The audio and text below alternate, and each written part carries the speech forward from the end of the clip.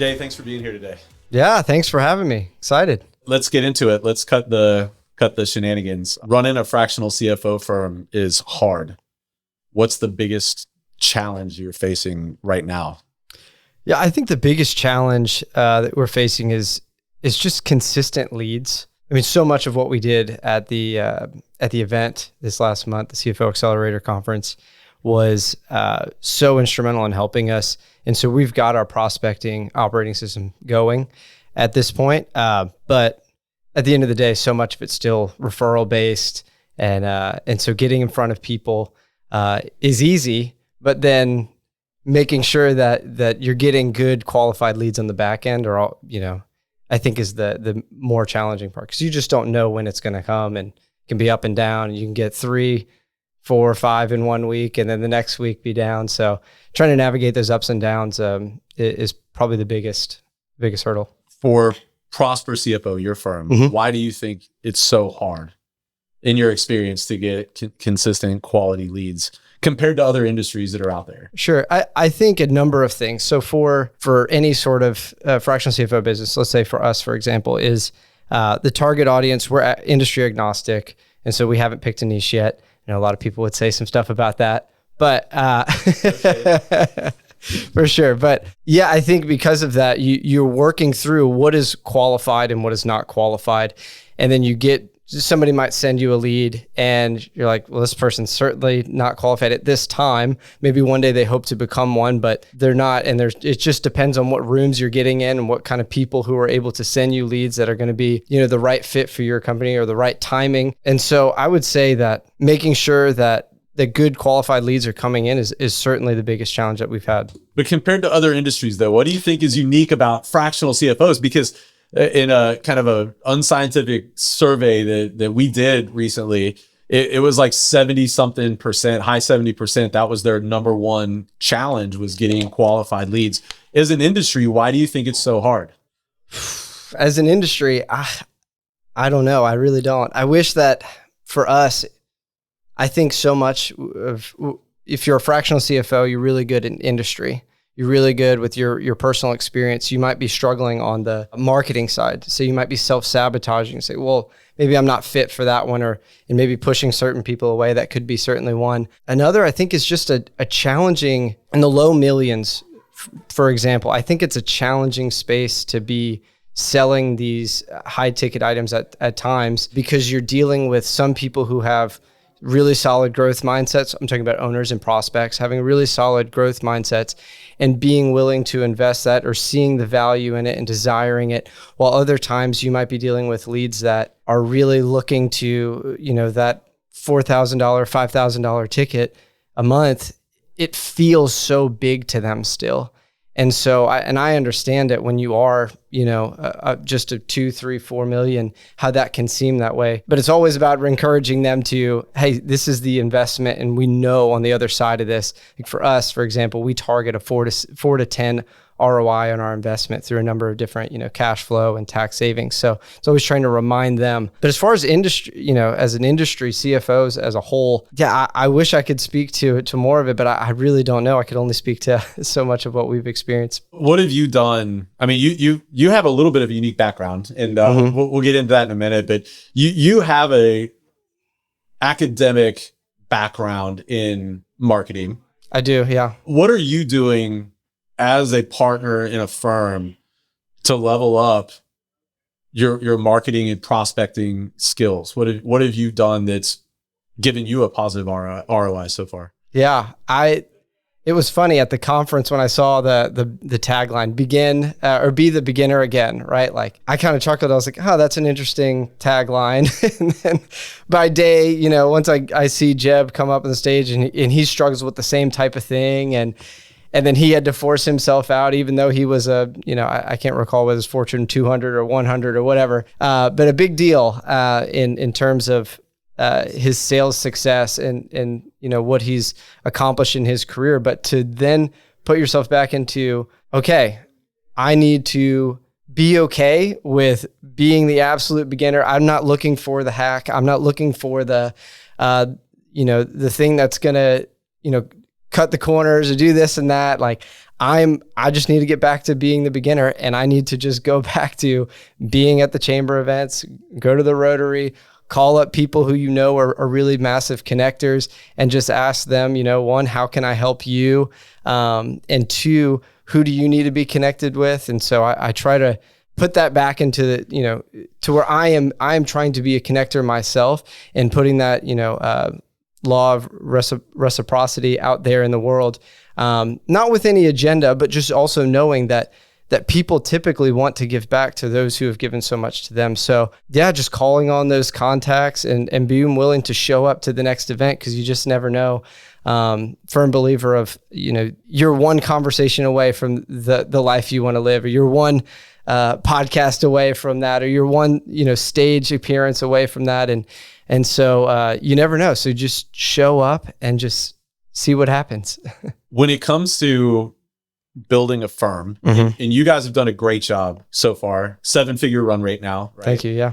Tactically speaking, for those that want to get to that 7-figure run rate, tactically speaking, what have you found in your firm that works as far as getting qualified leads in the door? So if there's somebody that's like, gosh, I'd love to be at that 7-figure run rate, what advice would you give to them about what works?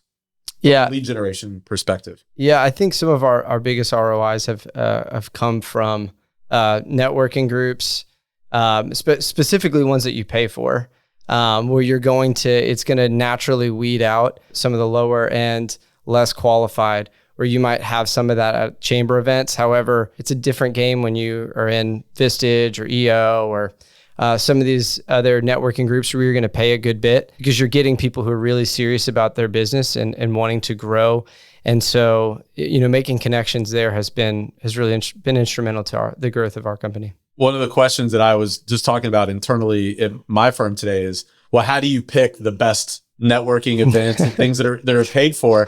So has your experience been that there's a threshold on those payments? Like, yeah, you should expect to spend $5,000 a year, per networking group to get the quality? Or is it just really, as long as it's a paid thing, it tends to weed out the pretenders and it's more serious people? Do you have a way to approach deciding, I guess, is what I'm asking? Yeah. So I wouldn't say it's any sort of scientific approach by any means, but I would say naturally, ones that have income or revenue thresholds are helpful. If you're going to be a part of, I think C12 has like a $2 million one.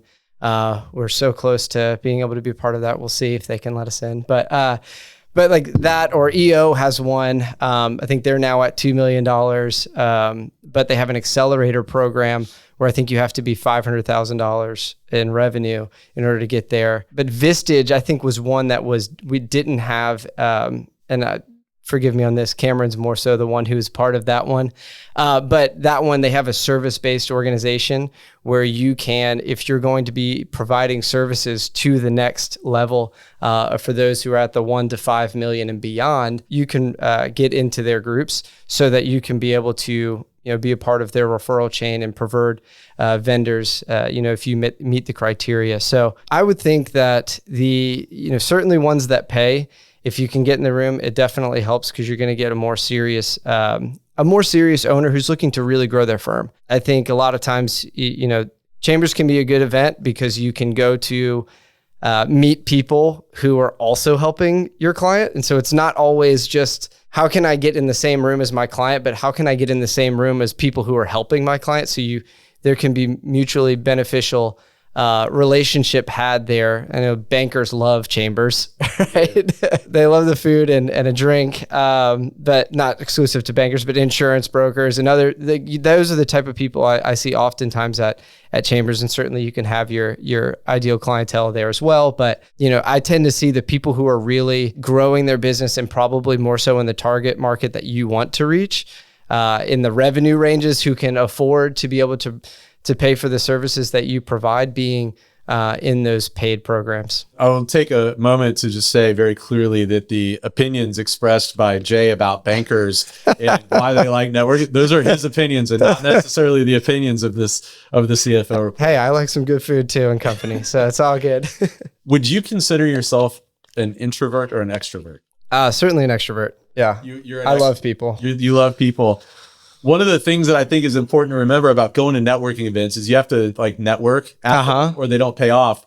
What tips do you have for people when it comes to making the most of the time? And also now we're talking about money invested in those groups. How can you, what's your approach when you walk into a given event on what you're going to do and how do you navigate the conversations? I mean, even as an extrovert, it is still so uncomfortable. Like it's never going to not feel that way. So you just have to get over yourself. Everybody else is there to do it as well.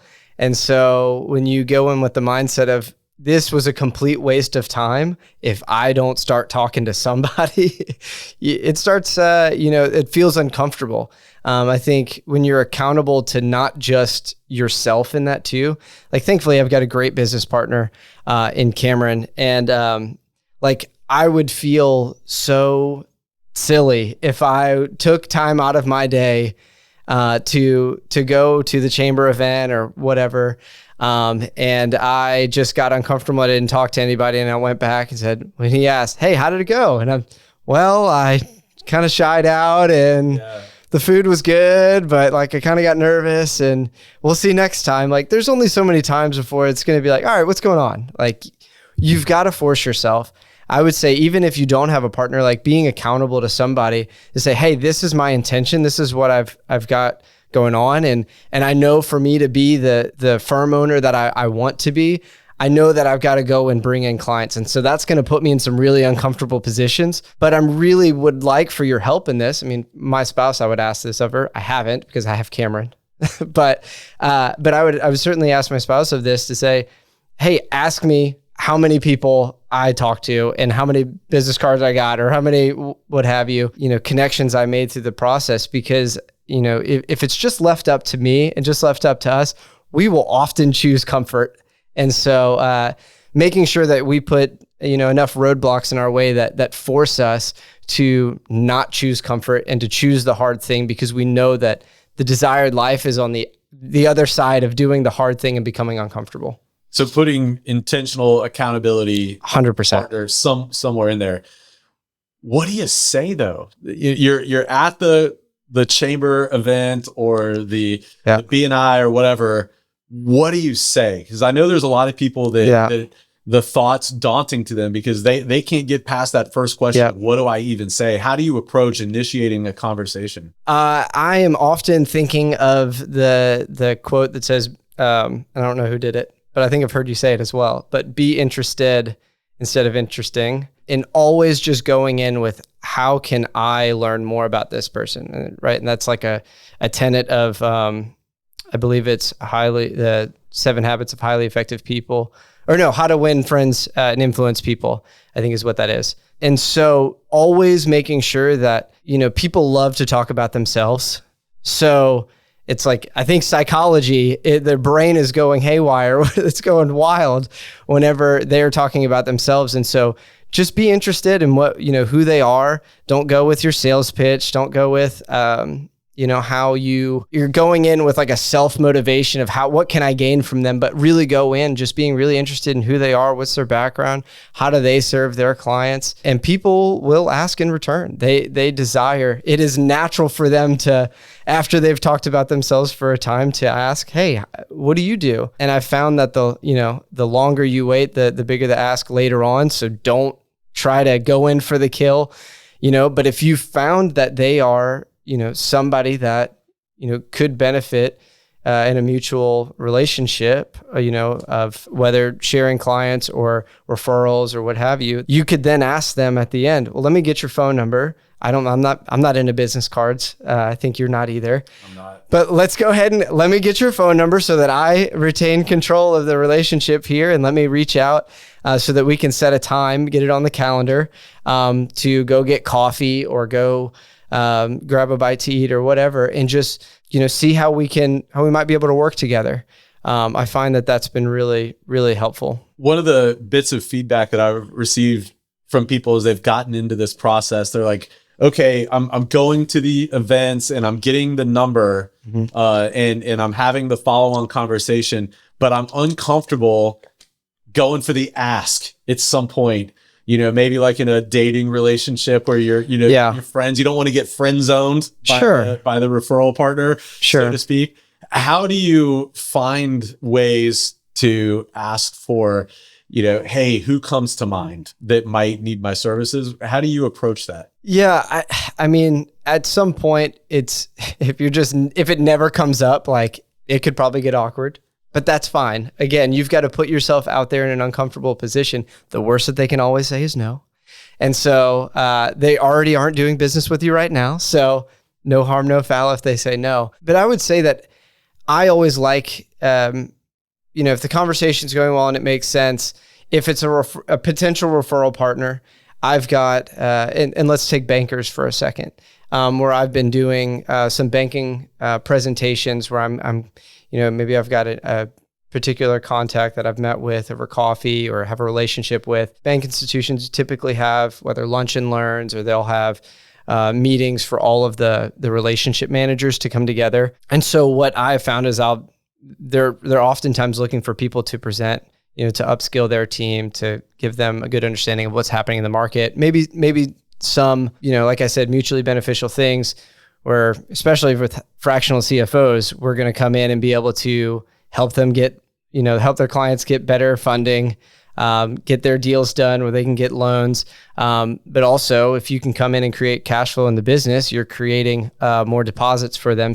But with them, I would typically ask them, hey, I've been putting together a presentation that I've made to a number of banks. Would it be of interest to you to, have me come and speak to let you know like kind of what we do and how we make the lives of bankers easier? One of the things that I hear a lot is like, I'm reluctant to work with bankers as an example, because I don't have any leads to tee up to them.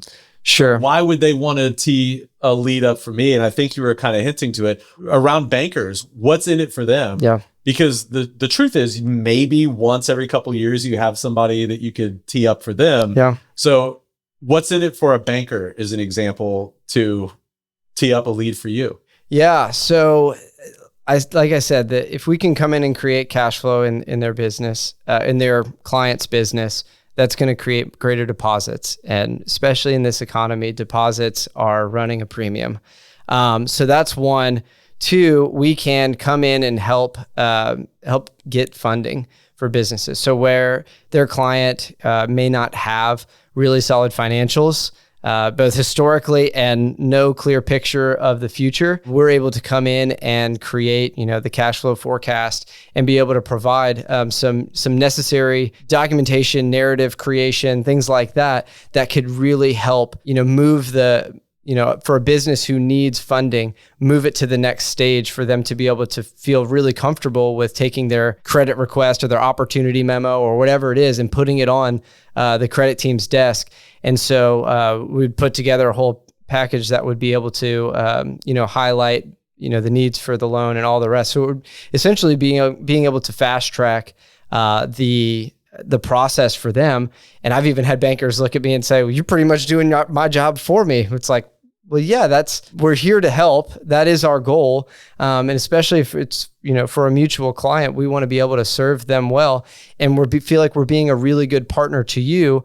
And it helps us kind of own the narrative, because oftentimes when you don't have the full story, they'll have to come, it'll take longer, one, and two, they'll have to kind of try to fill the gaps with as much as they know. Well, if they've got somebody in there who knows what they're doing, knows where the business has been, understands the need for it, the risk associated with it, how you're going to mitigate it, all the rest, to be able to walk up to them, have the documentation, you're able to own the narrative and be able to fast track, that process a little bit better. So that's certainly advantageous for them as well. I think it's brilliant, because a lot of times when we think of what's in it for them, our mind goes to the easy answer of, if I don't have a lead to give them, then they don't want to give me a lead.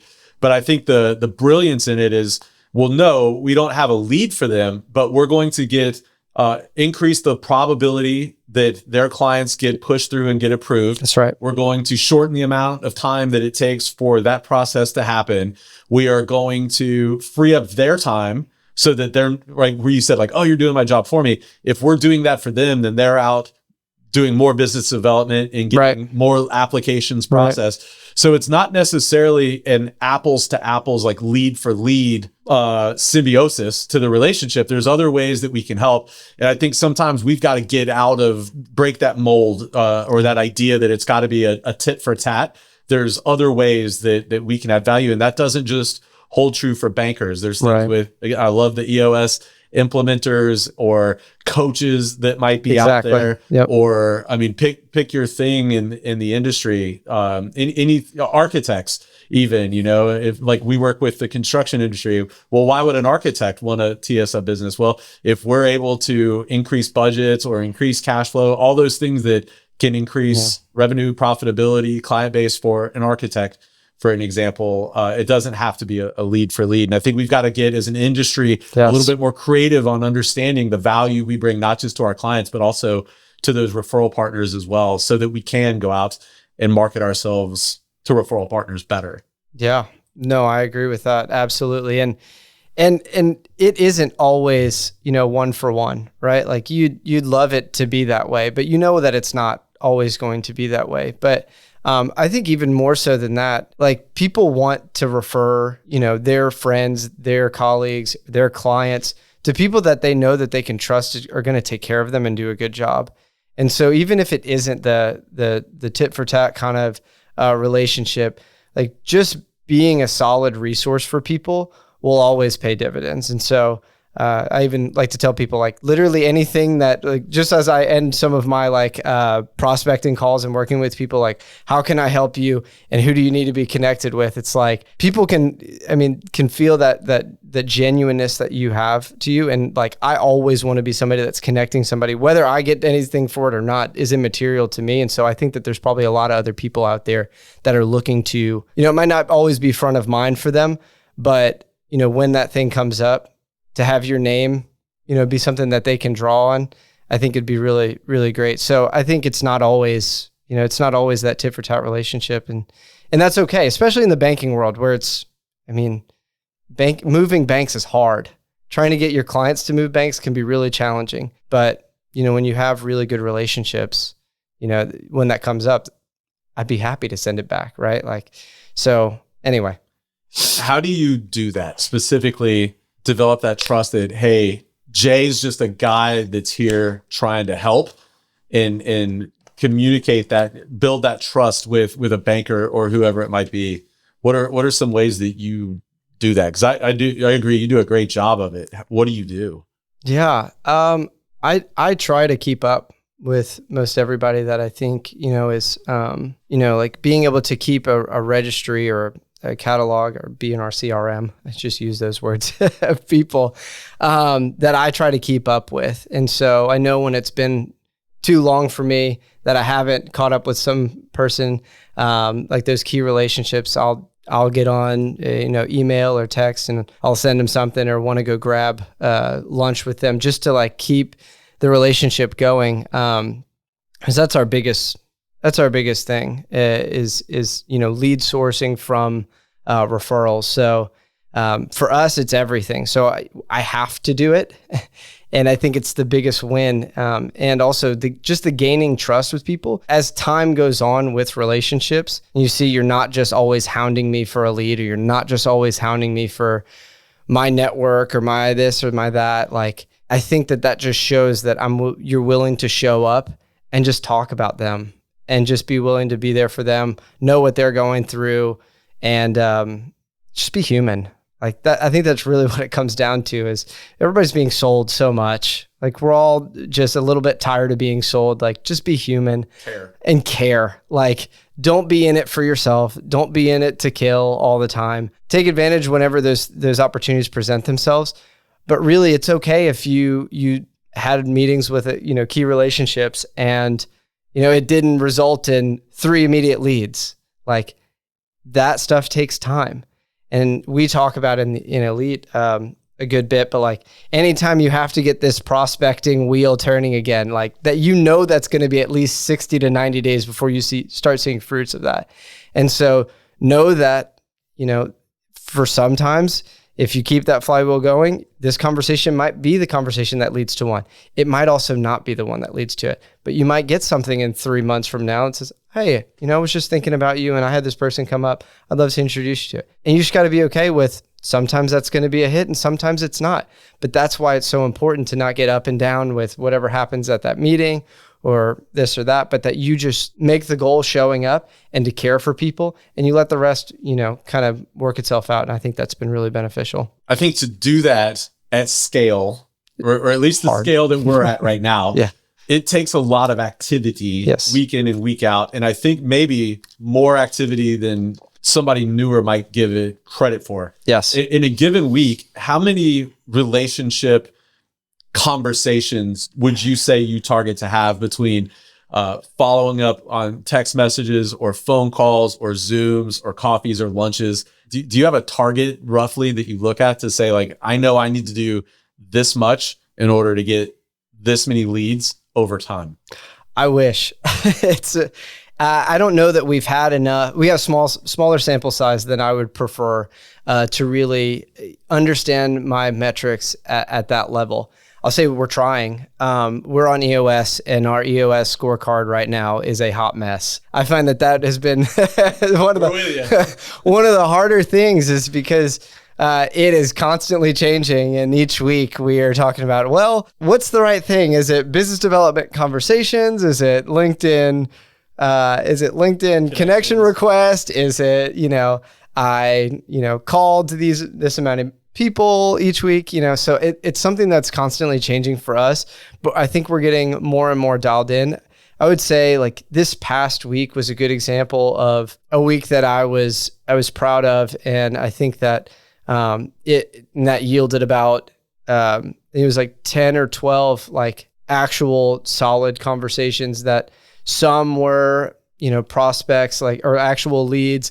Others were, people that I'm just trying to connect with and just trying to meet a whole lot of people. And so I've got targets where I'd like to do at least one, if not two. If I could get to two, I'd be really happy with that. But at least one networking event a week, and then doing probably about 10 really solid conversations with people. What's a conversation?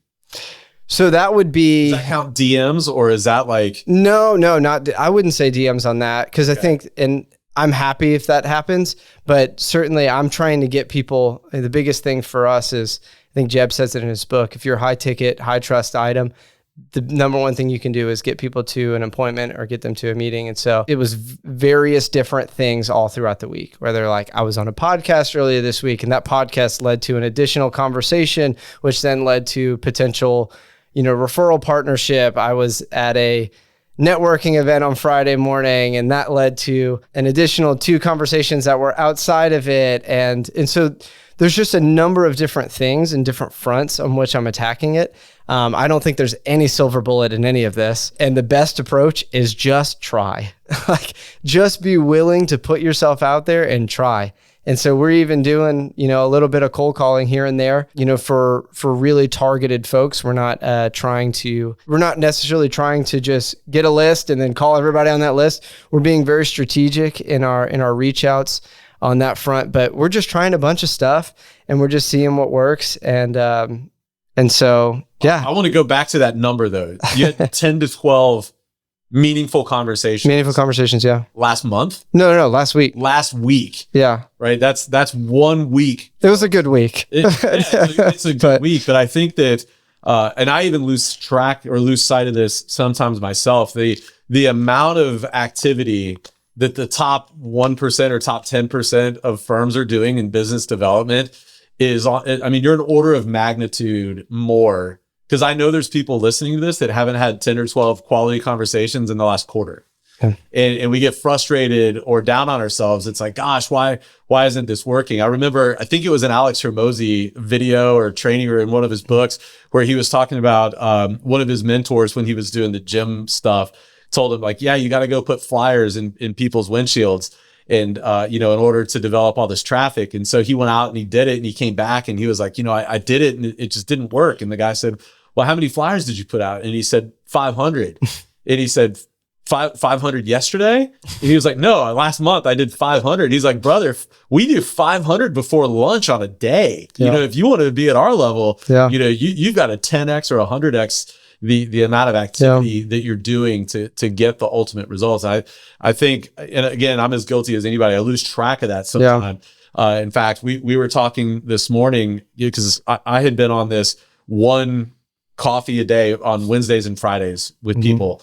And I'm like, or Zoom, coffee or Zoom every Wednesday or Friday morning. And I'm like, no, we need to have a coffee every Wednesday and Friday and a lunch every Wednesday and Friday. And we need to have some Zoom calls sprinkled in there as well, because we're not getting the velocity that we want either. Yeah. And, you know, it's all working, but I mean, we have ambitious growth targets, you know, and so I would just encourage you, like, if you're listening to this and you're frustrated by your results, it's probably not that you're doing a bad job. You're just not getting enough at bats. Like, you've got to get to the plate get a lot 10 times more than you are now.